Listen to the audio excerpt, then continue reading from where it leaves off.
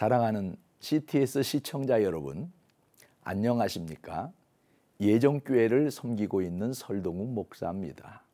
오늘은 누가복음 9장 28절로 36절의 말씀을 근거로 해서 영적 아우라가 비치는 사람이라는 주제로 말씀을 드리면서 은혜 받고자 합니다. 우리가 사람을 만나다 보면 때로는 아우라가 비치는 사람이 있습니다. 후광이 그 사람을 둘러싸고 있는 것입니다. 아우라라는 말은 인체로부터 발산되는 영혼적인 에너지로 흉내낼 수 없는 고고한 분위기를 말합니다. 그런 사람은 왠지 모르게 끌리게 되고 매력이 넘치게 됩니다. 마찬가지로 영적으로도 아우라가 있습니다. 아우라는 특별한 사람에게 생기는 것입니다. 가이사라 빌립보에서의 일입니다. 예수님은 베드로로부터 하나님의 그리스도라는 신앙 고백을 들었습니다.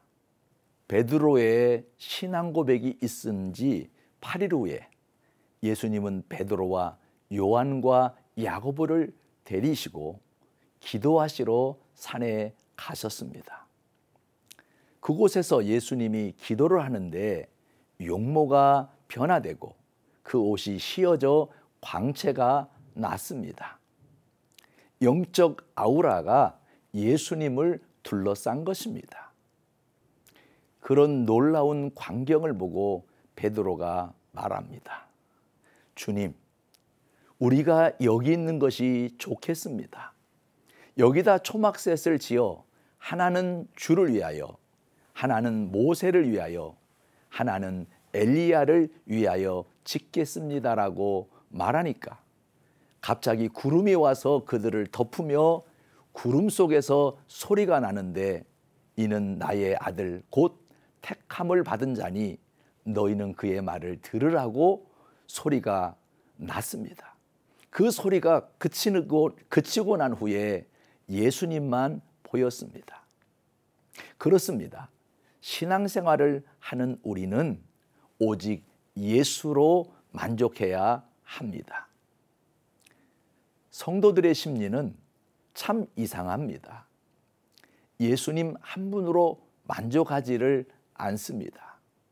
그래서 유명한 목사가 있다고 하면 쫓아가고 누가 신령하다고 하면 쫓아갑니다.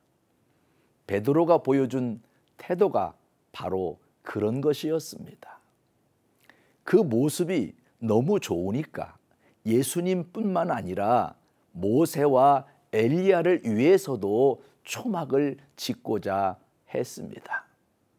사랑하는 시청자 여러분, 베드로의 모습을 한번 봅시다. 8일 전만 해도 베드로는 주는 그리스도시요 살아계신 하나님의 아들이시니다라고 엄청난 신앙을 고백했던 사람입니다. 그럼에도 베드로가 실수한 것은 자기 옆에 예수님을 모시고 있으면서도 만족하지 않고 모세와 엘리야도 덧붙여졌으면 더 좋겠다고 생각한 것이었습니다. 이것이 우리 인간의 모습입니다. 가지면 더 가지려고 하고 자족함이 없습니다. 하나님께서 바로 그 잘못을 지적해 주시면서 너희들은 이제 다른 그 어떤 선지자도 필요치 않다. 내가 보낸 예수를 잘 믿고 순종하면 그것으로 충분하다는 것을 말씀해 주신 것입니다. 그러나 요즘 세상은 어디 그렇습니까? 주일에는 예수님만 있으면 될 것 같은데 주중에는 예수님으로는 안 되고 술도 있어야 될 것 같고 돈도 있어야 될 것 같고 그렇습니다. 예수님만 믿는 것보다 석가모니도 존경하고 마호메트도 존경하고 다른 종교도 다 존경해야 할 것 같은 착각에 빠지기도 합니다. 다원주의 시대가 되어버린 것입니다. 틀린 것이 아니라 다름을 인정하는 시대가 되다 보니 종교 다원주의도 함께 정착하게 된 것입니다. 그러나 선택은 정확하게 해야 합니다. 나의 선택이 내 일생을 움직이기 때문입니다. 우리는 예수님 한 분으로 만족해야 합니다. 남편이 있는데 다른 남자에게 마음을 주는 것은 결국 자신이 불행해질 뿐입니다. 죽어 마땅한 나를 위해 십자가에서 못 박히심으로 내 죄를 청산해 주시고 나를 구원해 주신 예수님과 함께하는 것이 최고의 축복임을 알아야 합니다. 그러므로 하나님 한 분으로 만족하는 저와 여러분이 되시기를 바랍니다.